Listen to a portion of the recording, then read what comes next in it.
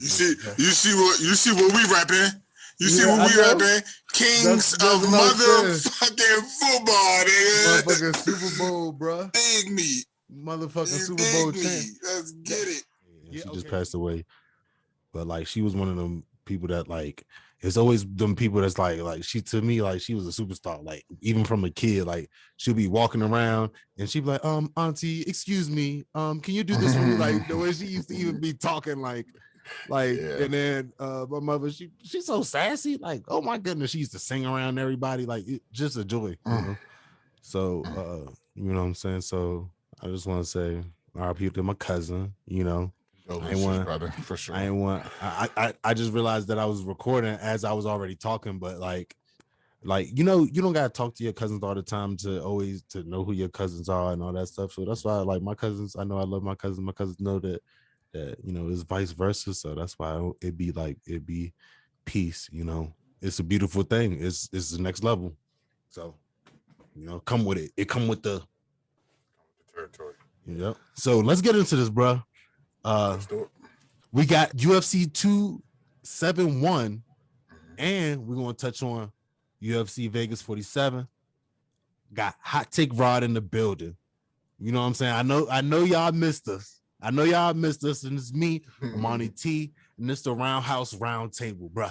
Let's get it. I swear my glow up in lightning. Hot, yeah, something like lightning. This shit a hit on my psychic. She want me lick, I'm excited. See, I feel that's my business, and that's why I'm business minded. Need a push, get behind it. It's a science, apply it. Words come to words, you tried it. Get it bad, get inspired. Shoot your shot, just the effort. I admire. You're hired, ain't looking for friends at this point.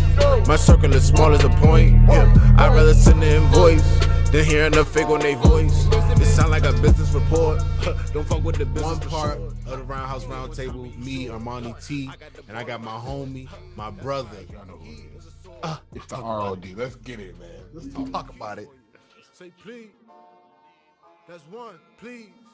Don't need no one, that's two, please. All right. So we in here. So like I told y'all, we're going to touch on UFC Vegas 47.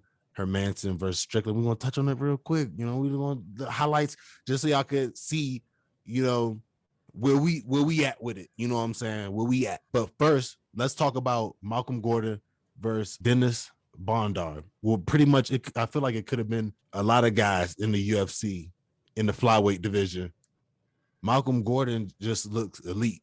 It's almost like everybody you put in front of him, he might get into a little bit of danger, but at the same time, he's one of those guys that's not leveled out to his competition level. They need to feed that man. Give him some top 15 flyweight division. Like he looking like a problem for real. So really I just want everybody to look out for Malcolm Gordon. He pulled up with the arm bar pretty much because he cranked on a arm bar hard and he pulled out of it. Malcolm Gordon said he felt the dude arm get torqued. Right. After that, he let him put his weight on the arm broke. Next thing you know, he got a tap because he already was cranking on another side. So either way, Malcolm Gordon was going to get that W, even if they stood up after that or not, because that dude's arm was going to be finished. Yeah. Malcolm Gordon is a problem. His jiu-jitsu is ridiculous. Ground game, very solid. Stand up, his hands are nice. He got reach for his size. Look out. I'm just saying, flyweight, look out. Is there anything that you wanted to? Like you said, he just that. I mean, for me, it was hard to get a full scope. And from what I did notice, the jiu-jitsu looked amazing. He looked calm, under control. Clearly, he knew what he was doing. He knew what he wanted to do. Yeah. And if dude's arm didn't break, like you said, I'm not sure how much longer that fight would have lasted anyway. Standing up, wrestling on the ground, I'm just not sure how long it would have fought. So I think UFC needs to start, feeding him the dogs. You know what I'm saying? up in that level of competition and seeing where he's at, because it's just going to make that flyweight division even better than it already is. So start looking like bantamweight. Exactly. And the more we can get rounded out even divisions throughout the UFC as a whole, the better the sport will be. Facts. So shout out to Malcolm Gordon, and I'm looking forward to seeing him soon. Yeah, very, shout very out to soon. Malcolm Gordon. Shout out to Canada. You know what I'm Shout saying? out We to Canada. looking for The bros up north. Yeah. Oh God. Jalton Almeida for the 205ers versus Dan Leo Marquise. 205 got a problem on their hands. When I see guys like that, like I immediately put them up there and like see, ooh, what would he do with Rickett? What would he do with Jan? And Jan and Rickett, they are like good, but this type of striking that Almeida has in his wrestling and jiu-jitsu, like black belt jiu-jitsu, Jan couldn't do anything with Glover at all. So you on the ground though, because he was giving them hands standing up. I'm not gonna lie, you can't give Almeida hands because you can't get on the ground with him either. Right. So he's gonna be a serious problem. Look out for him too. They put some when that Strickland Hermanson card, yeah, they put some guys out there that they really want people to pay attention to, or they just think they doing something nice because it's Black History Month, and that's something I did want to speak about on this first mother effing card. I don't want to spend too much time on it, but look at the card. What do you see? It's a lot of color on this. It's a lot of color on this first Black History Month card. A lot of African American W's. So yes, and at the same time, it's just like, so it's almost like matchmakers. You know what you're doing. Yeah. You know how to matchmake. You know how to set these guys up. When you see a rising prospect, you know what would be a bad matchup for them. You give certain guys bad matchups, and you give certain guys good matchups. So it's just like, you know how to make sure some guys stay out of other guys' way. Mm-hmm. So what I'm saying is just like, this is just a example of how, if you wanted the champions to look different, either way, you couldn't stop it, because, you know, the champions that's in place right now, they was going to get there regardless, no matter how you was going to try to flip the coin. They're meant to be there. But at the same time, it's some guys that got fed to the wolves and that really didn't get, you know, an opportunity to grow, i.e. Kevin Holland. Like, of course, this man, he wanted to fight, but at the same time, this man got fed to the wolves and they gave him bad matchups. I mean, but honestly, with Kevin Holland, it's kind of paying off because Kevin Holland's ranked now. You string together 2, maybe 3 top 10 wins, and now we're talking Kevin Holland in the title picture. And I believe he's progressed since we first, you know, the younger version of Kevin Holland and what we've seen. But I believe Kevin Holland's time is upon us for sure. For sure. Bro. Yes, especially with that wrestling piece in there. Yes. But that's something I just wanted to touch on with this whole with the whole card, the whole Black History Month card. Like, at first I thought I was tripping, and then that's when I saw the Black History Month tribute, and I was like, okay, no, you guys are conscious of it's Black History Month, and y'all gonna take this opportunity to acquire more of an audience. But hey, the UFC fans online, they will keep a lot of motherfuckers away. I will tell you that right now. Yeah, for sure. They be talking crazy. Let's go to Hakeem Dawodu, unanimous decision. I think he was good enough to get the unanimous, closer than I expected. But I think he's one of those guys, like you was talking about, like Kevin Holland, like he just has to set up a string of wins. Right. But for him, like, he's a little bit further away, but he's one of those guys who has the capabilities to with the right wins. That's because look at the division. He's sitting in featherweight. You know what I'm saying? So it's like, we was just speaking on how tough featherweight is. So you're not going to be able to skate by with these with these so iffy wins. Like, he needs, in my opinion, just like Kevin Holland, 2 or 3 statement wins. Mm-hmm. 2 or 3 statement wins, maybe 2 or 3 knockouts. Yes. You know what I'm saying? And really start putting that division on notice. Like, hey, I'm coming. Like, I'm not just here. I'm here. You know what I'm saying? 10 toes down, ready to go. So I loved it. I love what I saw from Dawodu. I love what I saw from what's his name? Fresh Prince. Bro. I love what I saw from Phillip Bro. Yeah, Phillip Bro. He stayed long. Stayed away from the takedowns. Yes. He did his thing for sure. Yes. For sure. Classic. Gave me kind of a, and I don't want nobody to take this wrong when I say this, but it gave me an Izzy feel.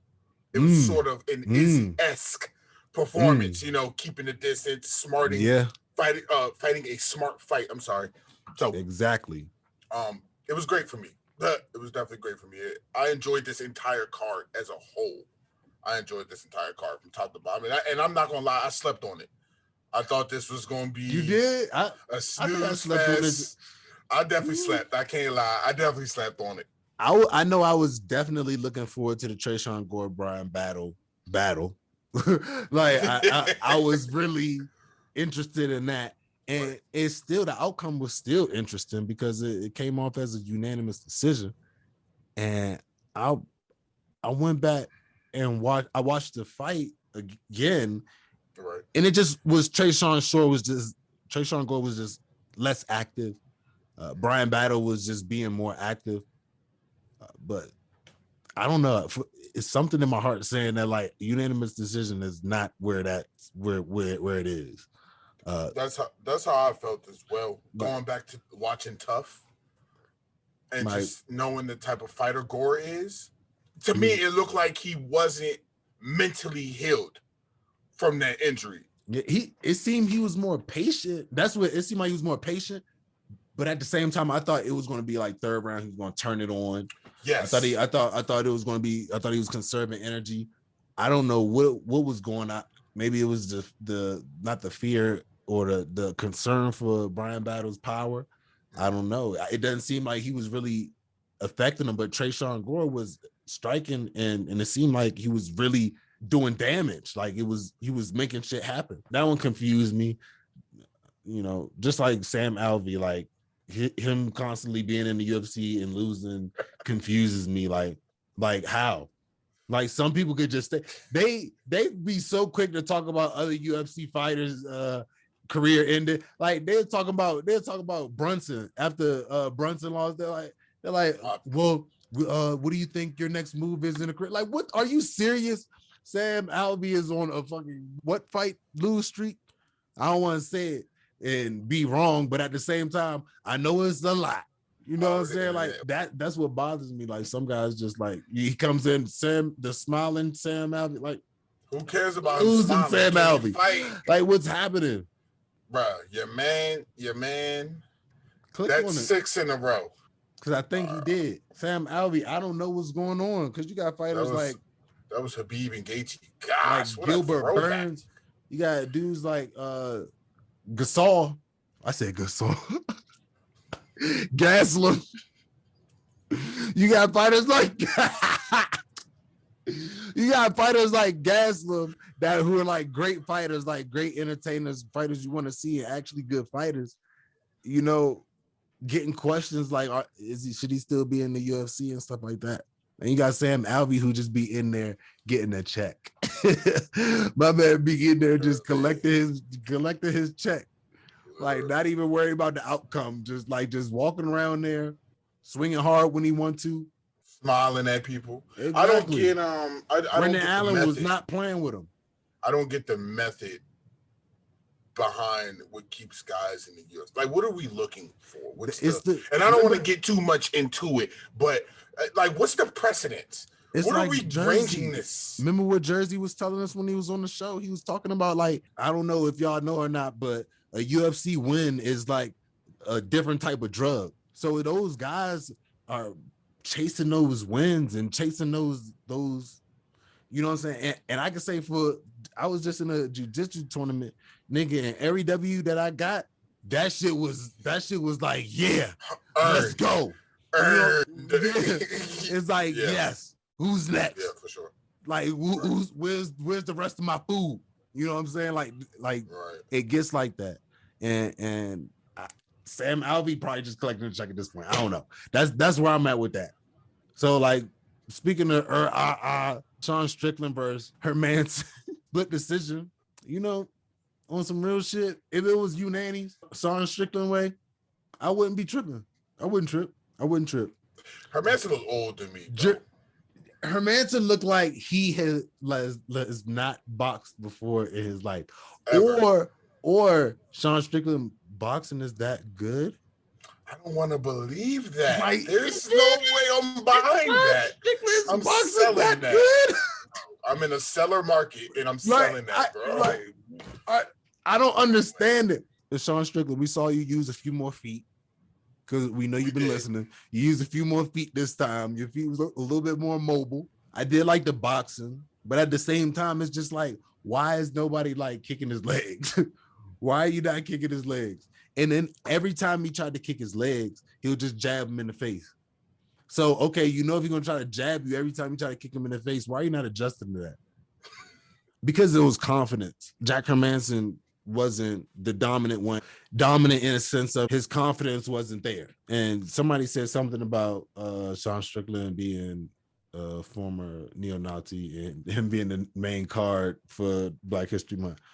I don't know. I saw it in the interview when he said he did used to be, and I was like, oh my God. Oh my goodness. It's given, it's definitely giving. Okay. It's definitely giving. Yep. I don't want to judge nobody because I haven't seen no photos. What said out his mouth from the interview, this motherfucker just be saying shit. I could see him with a hooded sheet in his closet. This motherfucker be saying shit. I'm not gonna lie. But me personally, I'm not sold. I'm just not sold. Do I think Hermanson was a good matchup for him? No. Do I think he can contend with the top middleweights in the world? No. Do I think he will get that title shot soon? Yes. But that's the sad part. That's the sad part. I feel like you know what? With this. The middleweights that's coming up right now. Nah, fuck that. Nah. It's other. I got Kevin Holland beating him. For real. Personally. I got Kevin Holland beating him for real. Like real. I was waiting for that one. I was like, Kevin Holland, this is the win you need. This is that statement. This is the win that you need. That's Sean Strickland W. It's looking real good right now. That is you. Yeah. That is you. Yeah, for sure. I agree. So go after them legs. I ain't talking about double legs, but tear them legs up, eat that body up. Right. Let him try to box how he want to, and every time he lean his chin in, bow. that right high kick. Just tag him. He left himself susceptible to a lot of matter of fact, every time he shots lean in, that Hermanson didn't take. Kevin Holland got that teep kick. So it's just like, so every time you lean in, let him do what he do. Let him do what he do. And then edge that chin up real quick. Exactly. Edge that chin up real quick. Yes, then he gonna want to wrestle. Then you're gonna be able to show your wrestling. Both of y'all can be able to show your wrestling. And now we'll see what. And hopefully he'll be dazed from the teep kick while he's trying to wrestle. Hopefully he be still dazed. How much wrestling? How much wrestling have we seen from Strickland? Not too much. Not too much wrestling. Right. Everybody just goes into Strickland's boxing ring. They just go. He's got to be paying them, bro. They close the octagon and they just decide to box with Strickland. I do not know. He's got to be sending them a nice little present before the fight. And like, bro, let's just box. You know what I'm saying? I just want to box today. You cool with that? Yeah. All right, cool. Now we're going to box all day. So now we're going to get to UFC 271. This was a fire card. Just stay tuned. We're going to go to it. We're going to get into it how we get into it, but we're going to do it. And this no cap recap. Let's get into it, bro. William Knight versus Maxim Grishin. William Knight came in a little bit overweight, had to forfeit some of his pay, and didn't get the W. You're supposed to come in there and take the head off. You know what I'm saying? That's what you're supposed to come in there and do. There's no excuse for me for you to come in overweight. After that, you shouldn't even want to be in any type of combat sport being that heavy. I don't know, man. That disappointed me. That disappointed me a lot. When you got a different body type, it's almost like you got to treat your body different. It's like you got to treat your body like people who got asthma. they know it's certain things that they can't do. And if they Right. do want to do these things, they have to work harder. Right. You know what I mean? So like if you want to be in the fight business and fight at 205, when you know like you probably be chilling at 240 sometimes, like that's something that has to be your bread and butter, your discipline is your diet and probably not even a workout regimen. Nigga be working out already. So it's just like the dietary, and that's probably the hardest thing you could do is tell a motherfucker, hey, don't eat this. I'll fight about that. But see, my thing is if you're feeding your family, if this is your career, facts, this is your livelihood, you gonna put down the cheeseburgers and the cookies, bro, and pick up the broccoli. Like let's be real here. Like there's I understand what you're saying as far as body types and being able to work hard, but it also comes down to a discipline thing. Mm-hmm. And this is even though you weren't behind the paywall in this aspect of 271, I'm still considering you being on a pay-per-view. You were on a pay-per-view, you were on a championship card. You gotta come with it, bro. You gotta come with it, and missing weight and having to forfeit some of your pay and then losing. Let's throw that double whammy on there. You took an L too. That one disappointed me. I don't like people who miss weight. I don't, especially when this is your profession. It's your job to make weight. You know what I'm saying? It's like kind of like us going on the flight line with no hazard belt on, with no ear pro on. Like that's our job. That's part of your job is to be in shape to fight, and you come out of shape. See, in shape is not the question. I don't think. I'm sorry. Wait, I'm sorry. You missed. But you know, like when somebody loses, you can always like question the conditioning, and it's like that's the messed up part about it. That's why I really want. I was like, please get the W, please, and for my DraftKings, because I believe that he was gonna pull it out. Huh? You had him on a DraftKings. You put him in the lineup. Nah. But the Rams made all my money back. You're welcome. You're welcome. And shout out Odell. So next is Jeremiah Wells and Blood Diamond. Shout out Max Grisham on really like toughing through the W, because like William Knight was a man on a mission and he was on your heels. Mm-hmm. But you did what you needed to do. You kind of reminded me, look like kind of like Bisping, you know, a little bit. He reminded me like Bisping a little bit, his the way he fights. Yeah. But Jeremiah Wells versus Blood Diamond. I like Blood Diamond's stance. I like his striking capabilities, but Jeremiah Wells wrestling and ground game, he fixed that. I think Blood Diamond is a black belt as well. I'm not sure. However, he got it done ASAP, submission, rear naked choke. Blood Diamond had a lot of hype, not really hype, but fighting with Izzy and being in the same camp, you realize that there's more pressure up under you to perform. You think there's more pressure? I think Jeremiah Wells. With that being said, I think Jeremiah Wells was a tough out. You know what I'm saying? That was a tough opponent. You know, Jeremiah Wells is well-rounded, decent UFC fighter. Shout out to Jeremiah Wells. We'll see Blood. Shout out Jeremiah Wells. I'm not gonna lie. I thought the whole Blood Diamond thing was a joke at first, but I understand until I watched Embedded. I was watching the Embedded series, and yeah, it's really Blood Diamond. That's what's it's really it's really Blood Diamond. Like bursting. Bad, children labor, people being killed. Poverty is bad. Check that movie out. All for the diamonds that everybody want rock and roll over here. With this, because at the same time, it's still Black History Month. We're gonna give y'all a little bit. Y'all gotta get a little taste still. Y'all tripping.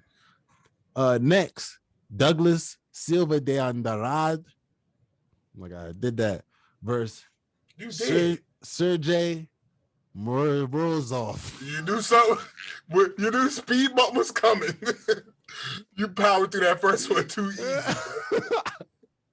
Morozov.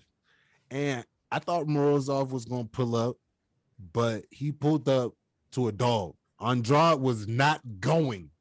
Once he bust him open first round, he was not. That didn't stop shit. That did not stop shit. And his blood did not stop flowing.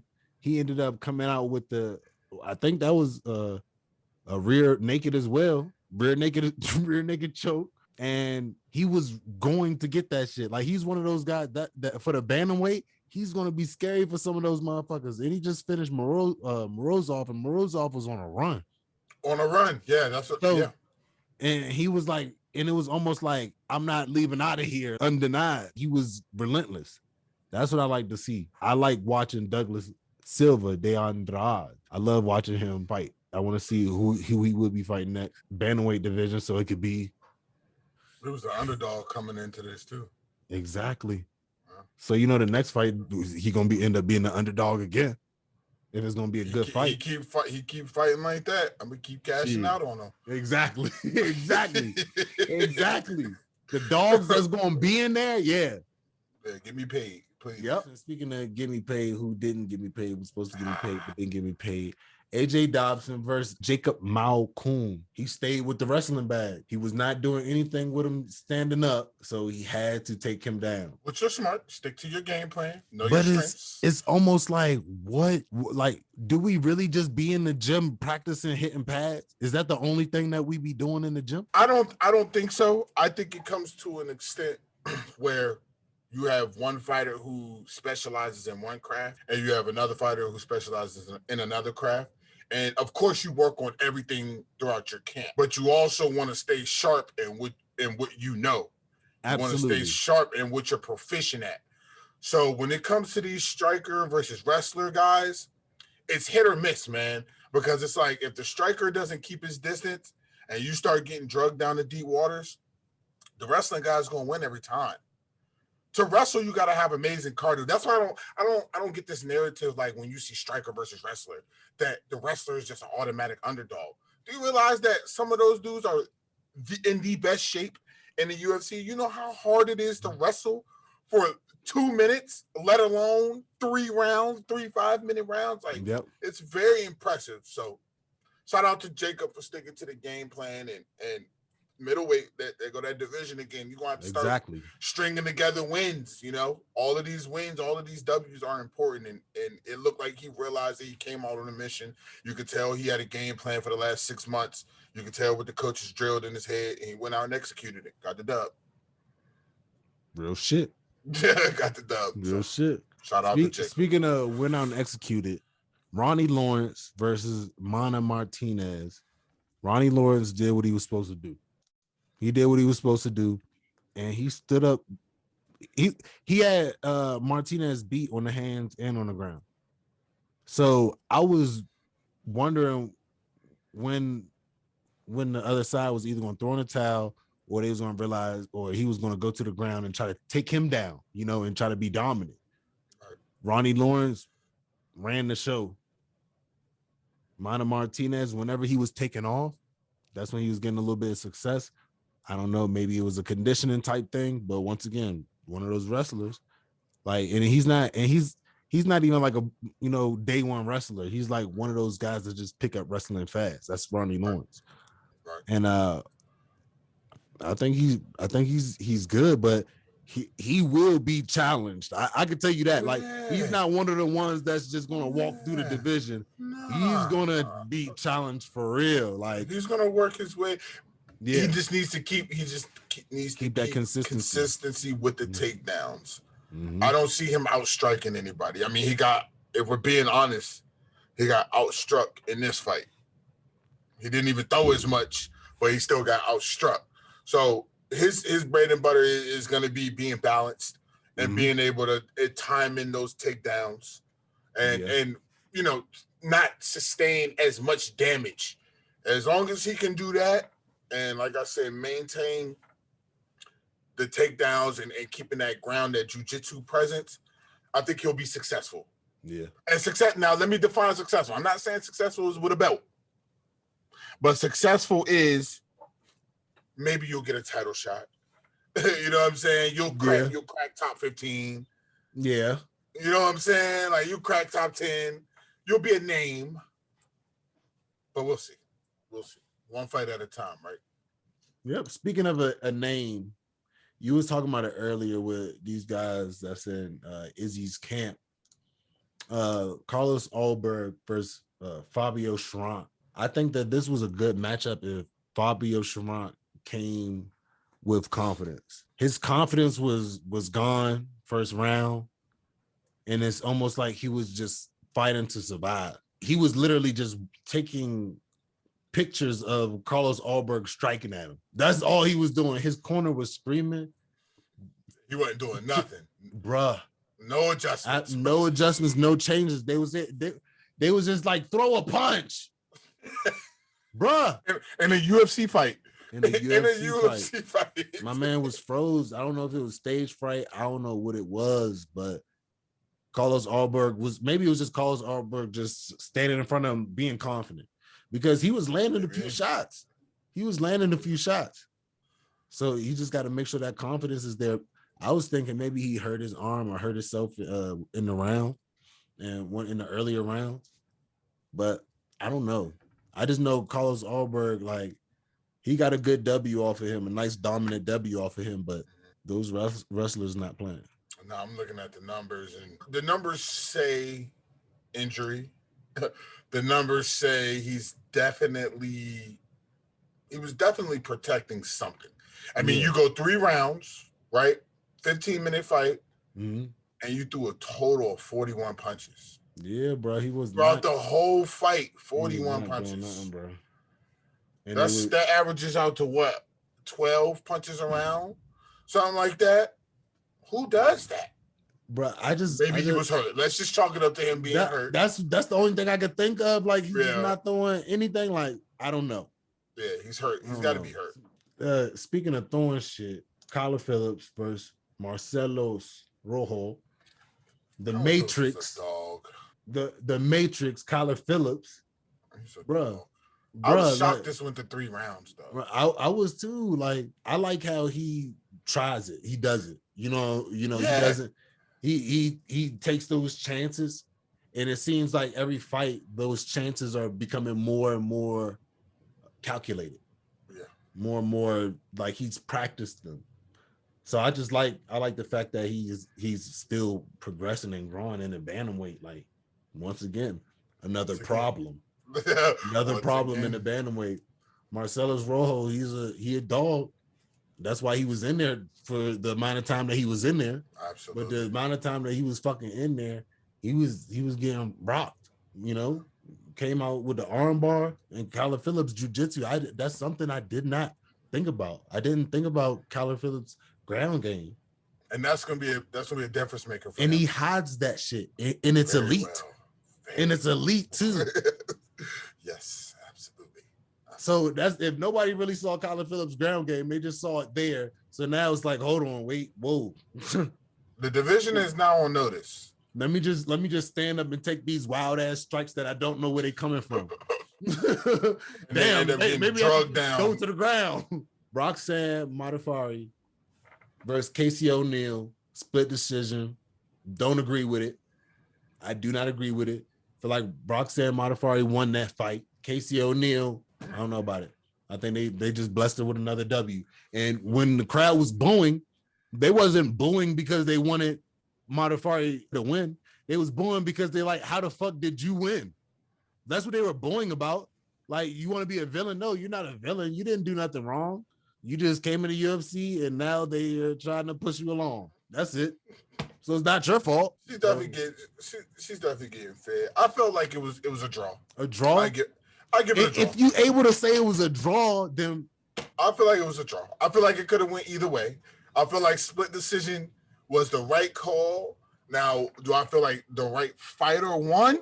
I don't know, but because I'm not finna get into this whole, because there was just a segment I was looking on ESPN, the MMA, and they were talking about the refs and what do we need to do to get more clear, concise judging. What are these judges looking at?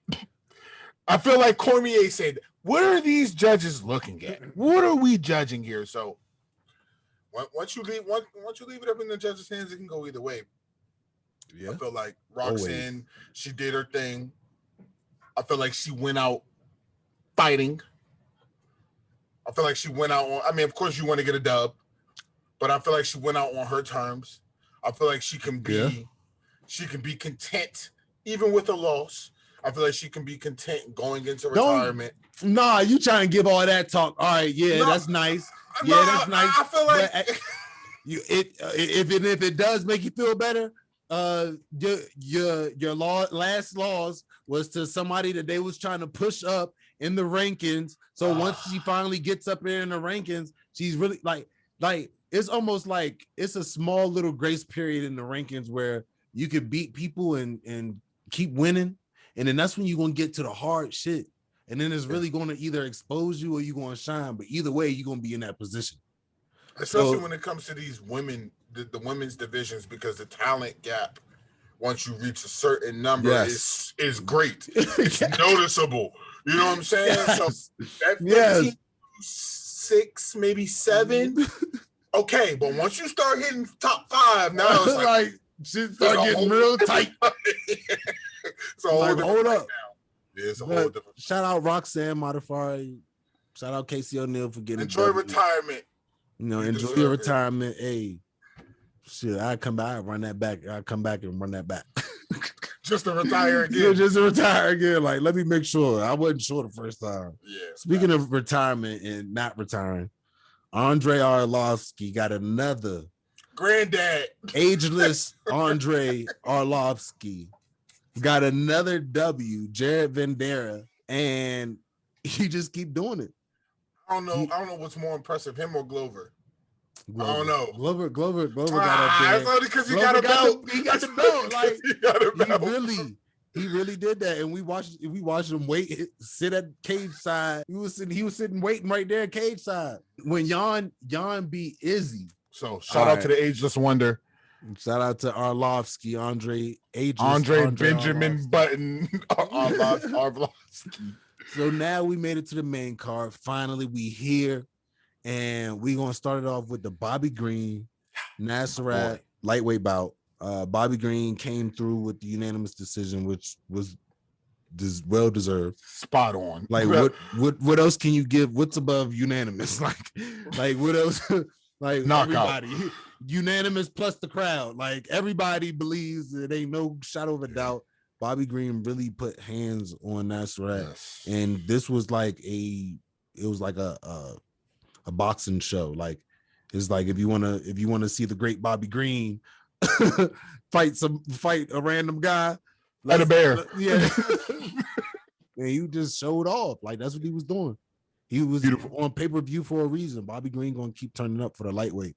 And I just like think about it. I'm like, what does he look like against other lightweights? Like, I don't know. Yeah, I don't think this because that hands down thing is that's gonna get him hurt. That's not going to get him hurt for everybody. Like, get him that's hurt. why I be worried about that. That's why everybody love Bobby Green, because it's like you in there throwing your shit, but at the same time your hands down. Like let's say he goes against Gaethje like that. Gaethje's gonna rearrange that jaw, bro. Like that's you gotta put your hands up. But the thing about Bobby Green is his hands coming down, stand down, and everybody keeping their hands up right here. He really, really gets that jab right through that guard. Nasrat was having his hands like this. And he's still getting tagged. He's getting tagged up the whole fucking time. Like, fuck. It's not telegraphed. His punches are not telegraphed. Because it's like down here, so it's just like here. But his hand movement is also great too, so it kind of works out well. The way he slips punches, absolutely. That's like your definition of boxing. Past episodes, when you talk about boxing, Bobby Green is that definition of what you're talking about. Phenomenal boxing, boxer, because he does keep it defensive. He keeps it defensive at the same time. Like he's slipping punches, he's slapping punches away. Like he's very technical. So I like the way Bobby Green boxes. Absolutely. Next, we got the Alex Hernandez. Renato Moicano. I'm about to say, I waited, and he did it. All right, and that's the round 2. That was a round 2 submission. How you feel about that one? This was one of those fights that was if Moicano got to his spot, it was going to be over, and you could see that Moicano was working it early. Hernandez with the pressure that he was receiving, I don't think he actually meant to give him the back. You could see that. You could see he almost gave the back to him earlier in the fight, and he caught himself midway through. I just think first of all, it was too much pressure because Moicano could set it up with the hands. Mind you, his striking set up a lot of what he was trying to do with the BJJ. And I felt like he executed his game plan perfectly. He got the back. Once he got the back, we all knew it was story she wrote. You know what I'm saying? So shout out to Moicano. Lightweight again. Lightweight, oh my gosh. It's a lot of dogs. And I feel like Moicano is going to be able to handle himself the way he sets up what he wants to do on the ground. He's not just going in there shooting for the legs, shooting for takedowns. He's setting it up methodically and waiting for you to fall into one of those traps. And as soon as you fall into a trap, it's a vice grip when he gets his hands on it. it's over with. And over with. the beautiful thing about this was 2 BJJ black belts. Right. So this just turned into a jiu-jitsu match off top. Like once they hit the mat, they not wrestling no more. They ain't doing it's BJJ now. And you can see who's clearly levels ahead of. And that's how it be. Yeah, that's levels how it to be. this. And you know the thing about like BJJ guys, like sometimes like when you still confident and you know what you could do, sometimes they kind of give their back a little bit. They might, just maybe a quick turn, or they might think they have that ability or opportunity to, kind of show the top of their back or something while they're on the ground. And they don't think that a lot of guys can capitalize on that. And Renato did. He capitalized on that. And once he got the back, he did something that I don't I call it chain choking. So like, you got chain wrestling. So it's once they get to one part of the leg, you fight that off, they're going to the next part, trying to lift you up. And if they can't lift you up, they're going for the trip. That in a sense of choking. So once he got down here, like he started working on the choke immediately. He started fighting the hands, and fighting the hands. That's a part of the chain choking. Right. Like he's waiting for you to maneuver. And good thing, it's UFC where you can hit and do different maneuvers to move his body around. And once he got one arm under there, he scooped the next one in, and that's when the choke was there. And he didn't want to go for the choke because the way he tapped, he was like, okay, you got it. They had to realize that was one of those moments that they had a moment on the mat. What was crazy to me is once he took his back and he actually locked in the choke, what was so beautiful to me was the way he locked his legs into that triangle. I mean, clearly these guys are professionals. Clearly these guys are practitioners of the art of Brazilian Jiu-Jitsu. But it's levels. Like you just said, it's levels, and how effortlessly he did it was crazy. Once he locked those legs in, and but what I noticed was not only did he put him in the body triangle, but I don't know if you saw the foot, the top of the triangle. I don't know if you saw the foot, how he hooked it underneath the calf. Mm-hmm. Crazy. Mm-hmm. I was like, oh, it's a wrap. He came in here to L you out for sure. He came in here to do that, and you got L'd out. So shout out to him. I'm looking at, but I want to see more. Now I want to see another level of competition. Because Alexander Hernandez was that next level of competition, bro. And he dominated it for real. Let's be real. Next level of competition. And I think it was a good matchup that he had. Yes. You know what I'm saying? Like he just took him on a jiu-jitsu mat. Like, and he really was effective with the striking. And that's what I liked about that. Yes. Speaking of effective motherfucking striking. I don't want to talk about this one right now. You don't want to talk about the Jared Cannonier and Derek Brunson? You Derek Brunson? First of all, I'm gonna start this off by saying I've been on the Cannonier train for a long time.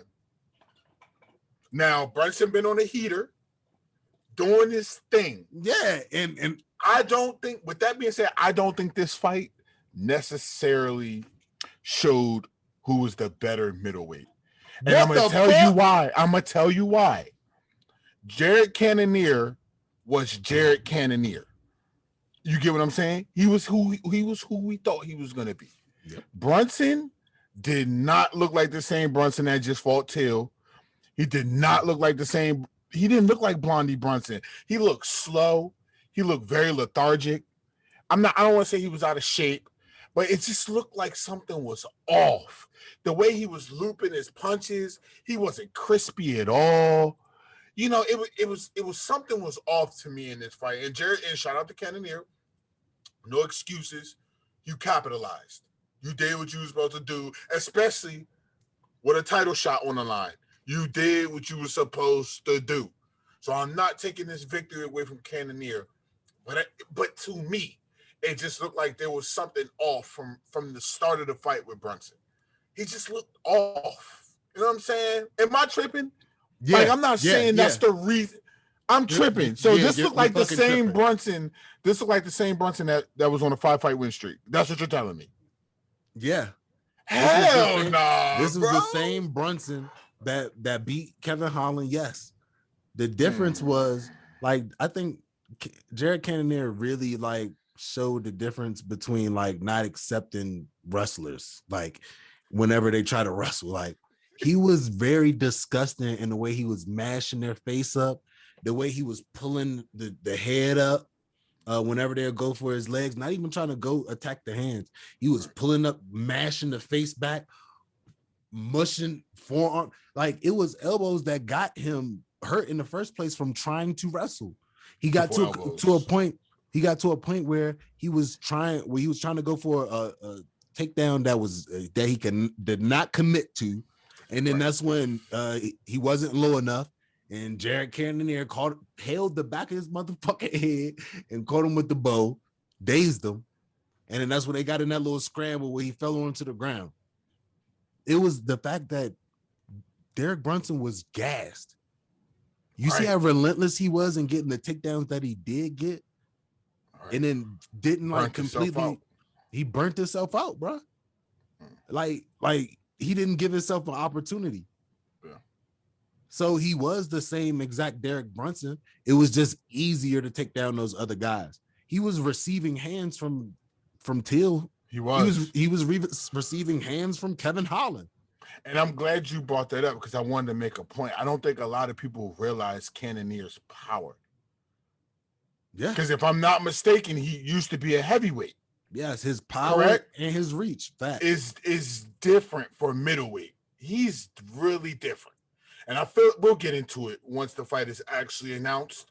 But I feel like outside of, and excuse me if I butcher this name, is it Pereira? No, his only loss in kickboxing. The middleweight, yeah. Pereira. Outside of him, I feel like Cannonier is Izzy's toughest challenge coming up. Yeah. Because, like I said, I ain't going to get into it. Shout out to Cannonier. You know what I'm saying? Because, one, I think if you're talking about people who's in the middleweight conversation, like Sean Strickland, if we got to talk about Sean Strickland. We have to, like, unfortunately. And it's like, Jared Cannonier would demolish Sean Strickland without a question. Murder, she wrote. And that's why they wouldn't do any matchups like that. That's why you ain't gonna get no matchups like that right now. So Jared Cannonier, I think he got the reach to deal with Izzy. I think he has the heart to actually encroach on his space. If like Derek Brunson got to a point where his confidence was gone. That's why the way he was shooting at the end was, one, because he was exhausted. Two, was because he was just trying stuff. So Derek Brunson, that was the ill, but hey, shit, maybe put him up against Strickland. I'm thinking that's what's gonna come next, but I don't know because the narrative that they're trying to write at this moment is Derek Brunson being done. Because you're getting a lot of the what's next questions. What's next for you, Derek? You get all the questions that Sam Alvey ain't get. Or Poirier. Let's be real. Poirier. Dustin didn't get those questions either. After he just lost his title, he didn't get those. Now what are we doing? Now we're feeding him blockbuster matchups. Now he's about to get that Nate Diaz payday. You know what I'm saying? You know, like let's keep the same respect. Let's give my man Brunson a payday now. You know what I'm saying? What's the middleweight payday? I don't know, but let's find it and give it to Brunson. I don't think he's done. I just think Cannonier was the better fighter. And Cannonier was the better fighter, and he really exposed like what a striker can do, how a striker can really be gritty with a wrestler to really stop them from wanting to wrestle. Yeah. I thought Derek Lewis did that at first when he uppercut Curtis Blaze, but you know, nobody noticed that. Or they just thought that was just some heavyweight shit. But Cannonier definitely put a lot of things, put some notes out there for people. So next, speaking of Derek Lewis, this is the one I didn't want to fucking talk about. No. We had to talk about the one I didn't want to talk about. This is the one I didn't want to talk about at first, but go ahead. Pull up. This the one. Hey, I was a hater. I ain't gonna lie. I was a fucking. Hey, bruh. Because every time I was on Instagram, I saw somebody taking a shoey. I heard him skip. Bro, I was hating like shit. I'm gonna be real with you. That's what I'm saying. I gotta keep it 100. But like, shout out to Tuivasa. Like, hey, you the new blood in the water, and you about to be a problem for a lot of those guys. I just wonder what you gonna do with Cyril Gahn. You gonna have to take this shit serious now. I don't know. But see, the thing about it is, what this fight showed me with Ty, there's not. Okay, me personally, there's not many people that's in the heavyweight division that hit harder than Ngannou and Derek Lewis. Mm-hmm. Okay, Ty took some shots. That dude took some heavy shots. No. That dude took some shots. Nah, I ain't about to do that. That dude took some shots. He had Ty on the ropes. It was a couple of times, and I want you to sit here and cap. I want you to sit here and cap on the no cap and tell me that you didn't think Ty was done at least twice in that fight, because I did. It was a couple of times. I thought that maybe when he got him up against the cage when they was down, they was on the ground, and then that's when Ty ended up getting up. And Derek Lewis hit him with like 4 or 5 clean joints that's putting anybody else out. No, I don't know. His leverage was bad, brother. Go back and watch that fight. I did. Watch him dribble Ty hands off of his fist. You know, it's a cliffhanger when you watch it again because you think it's going to happen because they keep going up against the cage. So every time they go up against the cage, you're like, oh, that's not the time to happen. This is not the one. And they go, oh no, that's still the first round. Okay, but they was doing a lot of cage work. They was really trying to figure out it. I loved it because it was like Tai Tuivasa. He was like, hey, my man, I know you're Derek Lewis, but like, I'm not no bitch. Like, exactly. Did you see the face? Did you see the face? It's like it snapped into his head. Like he's like, hold up, this motherfucker just hit me. And start throwing back. That's why I said he's different. Yeah, it could be any human being on the earth. Most guys would have folded in that situation, especially when you got Derek Lewis, the UFC knockout leader. Most guys' bed would have been made. Yeah. But Ty took that shit on the chin, literally. Bruh, he didn't really take no heavy shots from him, bro. Bro, I wish I could pull up. I could pull up the clip right now. He took some shots, but I can't say that he really took some heavy shots. He took some good shots, but he didn't really take no shits to really put him down. You can. He didn't really take nothing to put him down. Maybe he did, and maybe Ty just built like that. That's why you saying maybe. I just built like that. I can understand. I can understand that, but he wasn't really putting no power in the ones that, like the ones that he got darkest with. He got him with a series of clean ones. That he didn't get him with no series of clean ones. He got him with a few uppercut shots. It wasn't all that, but it was all right. It was cool. Speaking of clean shots, y'all see how he just speed past this? Speed past what? Just blew through the whole school zone. Derek Lewis put him in danger a few times, but not any the only time that I think that they was in danger for real was when they were on the ground, when he had him up against the cage on the ground. But as he hit him, he was separating his body from Ty, so Ty was getting space to stand up. That's why I'd be this is why he just let him up. We gotta look at it as we talking heavyweights here. Now we're talking like the UFC knockout leader. So those shots when you're like, he didn't take no real super clean shots. We gotta realize this is Derek Lewis. It don't need to be a super clean shot. We've seen Derek Lewis put people out with less shots. Yes. Now we're talking. Now I understand the body separation and your leverage changes when you're on the ground with certain things, but we're talking about one of the two hardest hitting people in the UFC gives you 5 clean face shots. You're gonna be stuck on this. Oh, bro, how you just get up through that? Bruh, you just got up through it. Bro.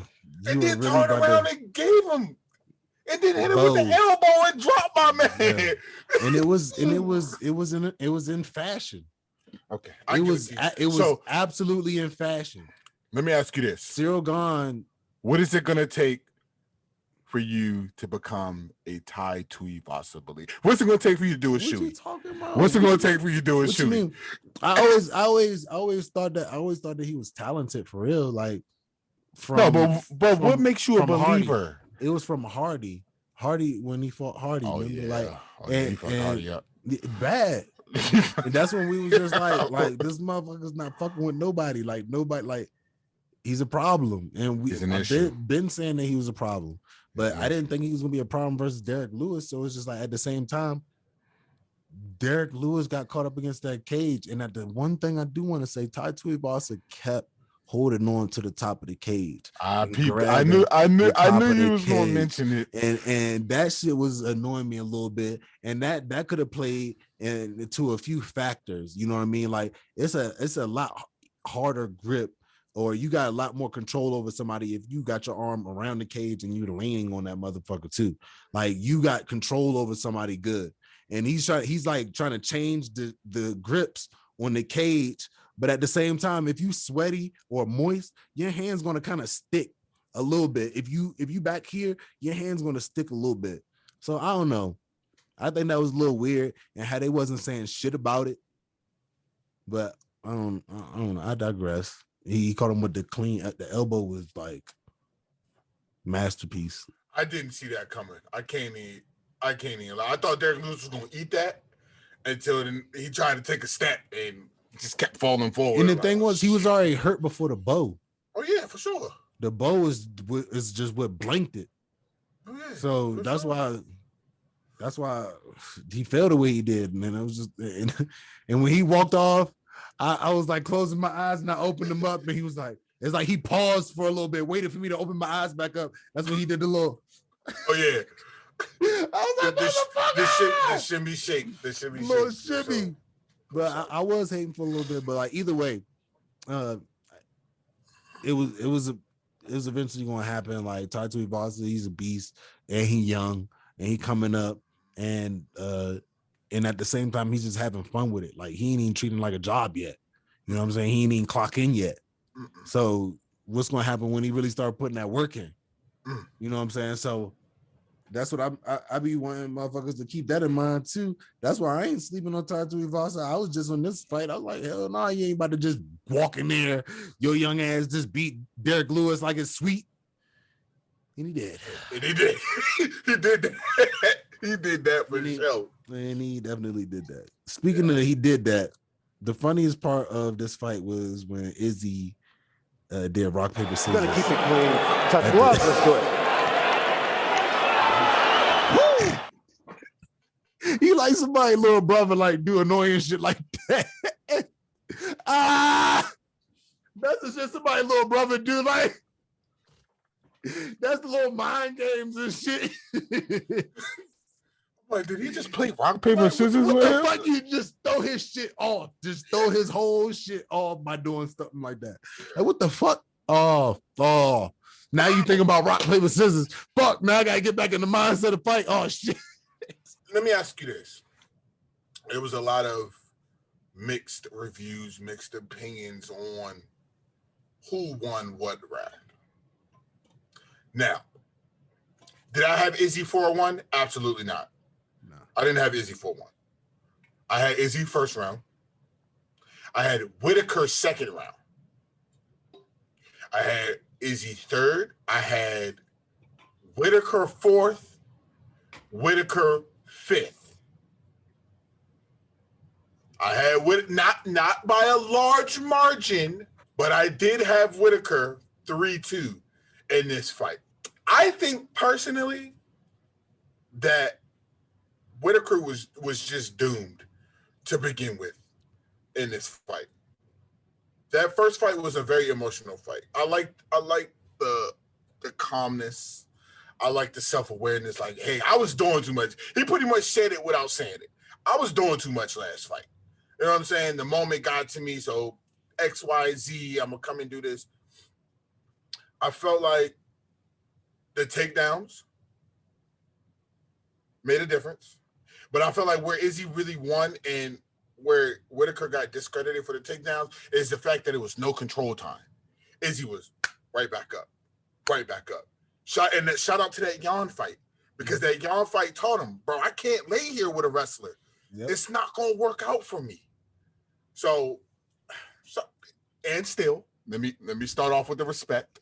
And still. And motherfucking still. Thank you. Motherfucking still. I'm about to say, shout out to the champ. Shout out to the champ. And still, because Whitaker, over here, I know I'm saying Whitaker, you had what? First? You gave Whitaker the first? No, not first. You had second. Okay. And you had fourth. You gave him second and fourth. Okay. Second and fourth. Okay. Other than that, it was a clinic. So you had it 3-2. Yeah, and it was domination.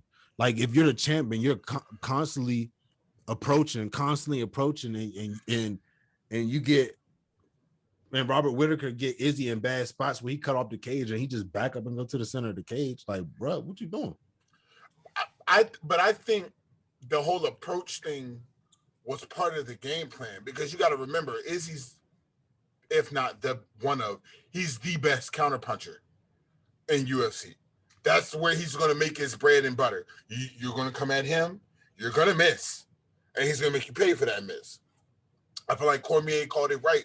The game plan needed to be for Whitaker to make Adesanya come to him. What I think Whitaker fucked up at is you didn't do enough when Izzy did come to you. Because Izzy wasn't running. Izzy walked you down for real. He was literally walking him down the whole fucking fight. You down for real.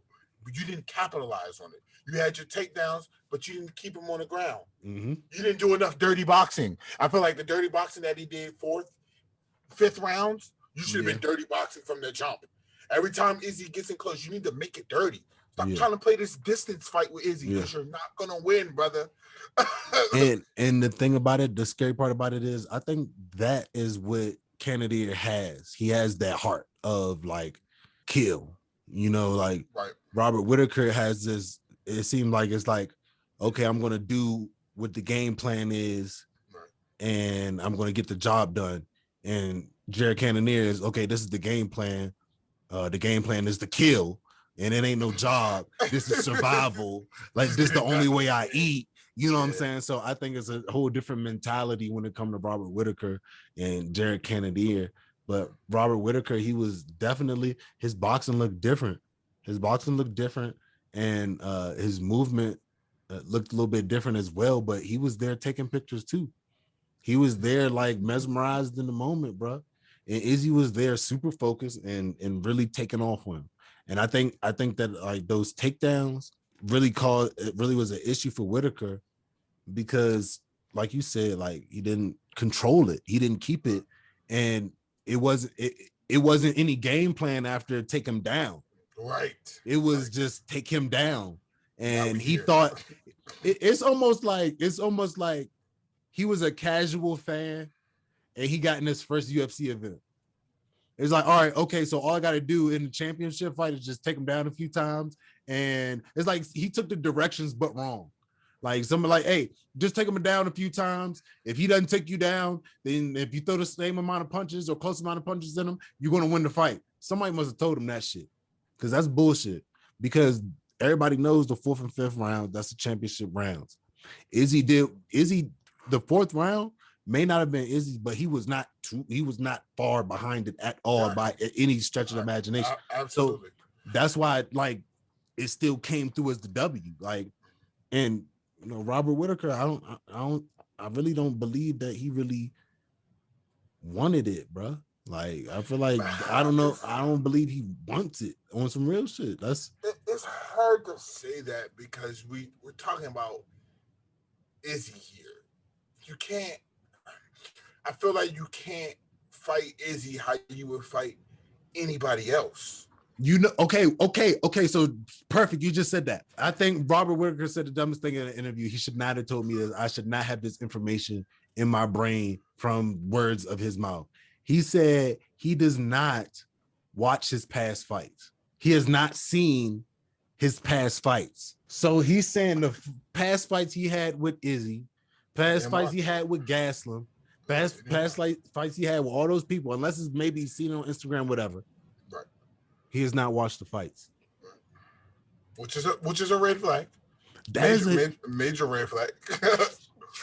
No, that's a red flag unless you Floyd Mayweather. Floyd Mayweather watch his fights, but he don't study the fighter before he fights them. He don't study the fighter in their fights with other people. Understand Because nobody's fighting like me. Especially if you have the outcome that you have. Yes. You know what I'm saying? Every time. As Floyd Mayweather. Every time. Right. Robert Whitaker is not for him. And at the same time, he switches up his styles in different fights. Like this style was not really much feet involved type of fight. He would throw a kick randomly every once in a while, but that Gaslam fight, it was that Cannonier fight, 1-2 head kick, 1-2 head kick, 1-2 head kick, like just automatic. Robert Whitaker, that's a red flag. You don't be watching your past fights. To me, that says that like that's like you're not willing to really go through everything to be great.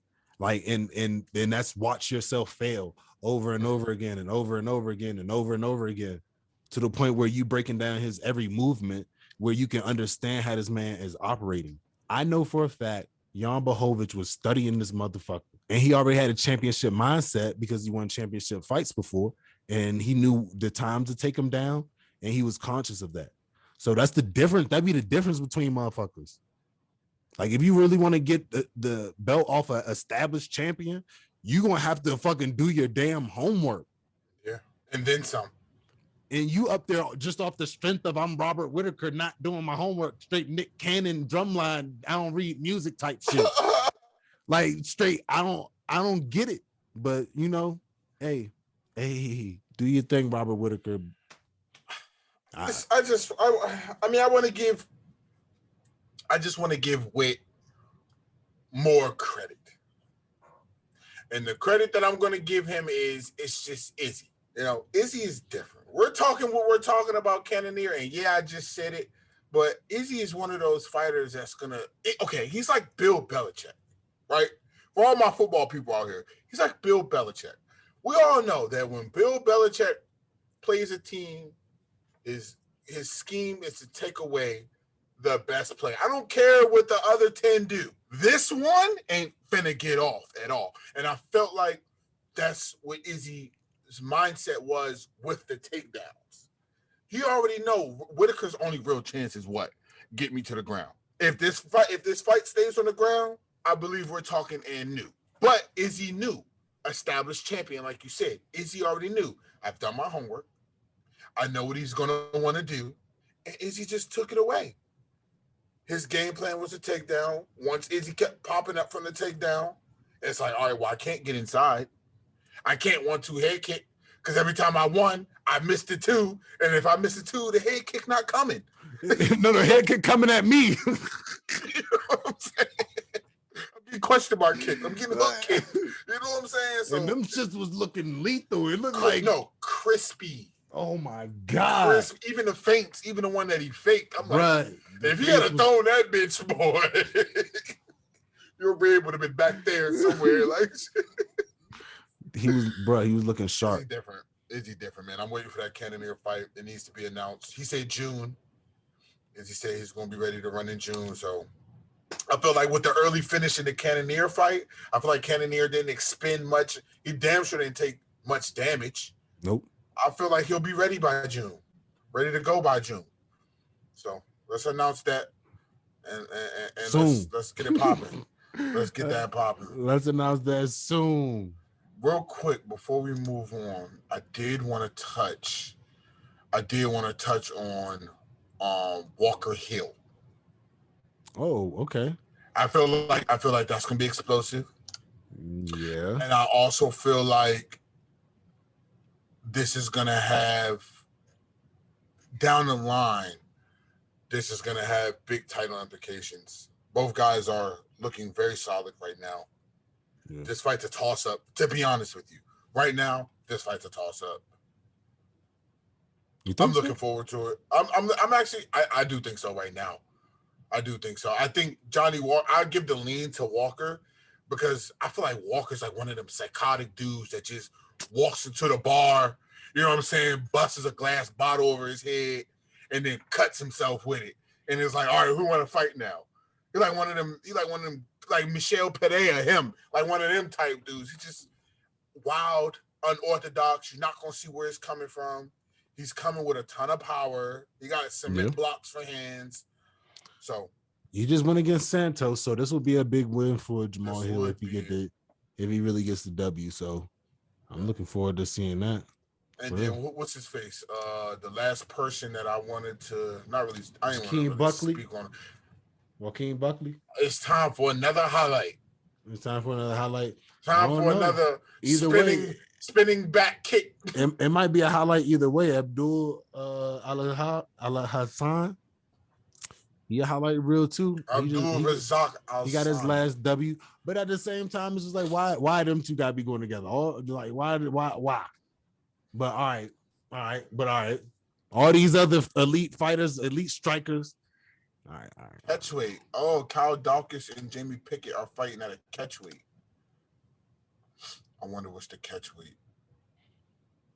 Because I don't like that. Dawkins is at 185 and Pickett is at 202. Catchweight's probably gonna be like 190, 195, some shit like that. Yeah, probably like 190. Well, this be looked at as I don't like doing catchweight. I don't like that catchweight shit, but like I guess it does fill in all these fighters in the world, but catchweight shit. But either way, that should be a fire little put together. Should be. Dawkins needs a nice little walk back, so. He does. It's gonna be a fun weekend next weekend. Hey. And then I'm just waiting on the freebie we get after that. Islam and Dariush. And then we get to see Masvidal and Colby Covington beat on each other for 5 rounds. Exactly. And I'm actually looking forward to those. I'm looking forward to that. Like, but I know it ain't gonna be beat on each other. I know it's gonna be Masvidal is gonna be getting beat on. Like, I was about to say that. I think I'm going Kobe's way on that one. Like, Kobe is definitely more elite than Masvidal. Masvidal's, I don't know, unless he's been doing some different chaining over this time of not fighting. I don't know. We'll see. I mean, personally, to me, the two best welterweights in the world are Usman and Covington. And we all know how I feel about Covington, but I got to respect the fighter that he is and the skill. Yeah. Exactly. So they're clearly the two best. Yeah. So I see a similar ending in this fight like Kobe did. I mean, with like Usman did. Yeah. He might be... Pull the jaw down, come across with the right hook. Could we see a Usman Covington 3? No, why do we? I don't want it. I don't want it. Oh my God! I'm just saying, but could we? No, I don't know. Who else are we talking welterweight? Who else are we talking? I don't want to. I could live without it. Like, y'all can keep that, but you know, it's other welterweights coming up. Luque. Like, they sleeping on Luque. Did Luque just take an L though? I think. Okay, watch it. Never, sir. Why is Gilbert Burns still sitting at number 2? Question of the day. Because like he's going back through the Kamaru's going back through the damn division. I need to see Luque v. Usman. We need to get that Black Zillion matchup going. I think Luke already said something about that at a podcast and talking about that. He gave him a run for his money. Like, yeah, he kind of got his ass kicked. Let's who Luke got his ass kicked? By Kamaru, yeah. That's fine. But I want to see this behind the pay-per-view wall. Personally, I want to see this behind the pay-per-view wall. It'd be a good look for him. You know, he wouldn't go too far in the ranking. And then we got Tough coming back. With Pena and Nunez as the coaches. That's gonna be spicy. That's gonna be spicy. I'm looking forward to that shit. Yes, leading up to the rematch, that's gonna be super spicy. Oh yeah, sign me up. Need to see that. Anything else you want to say, bro? Y'all know a black person. Tell a black person you love them. Exactly. Happy. We get 28 days dedicated to a country that we built, but I ain't finna pop my shit. Happy Black History Month. See a black person, tell them you love them. That's all I got. That's all I got, man. All right. That's the RoundHouse RoundTable. That's how we do it. And we out of here. That's why I use the heat as a sword. Cause keep the peace is important. They go keys for you. Say please. That's one, please. Don't need. No one, that's two, please. Don't leave. That's 3, 4. If you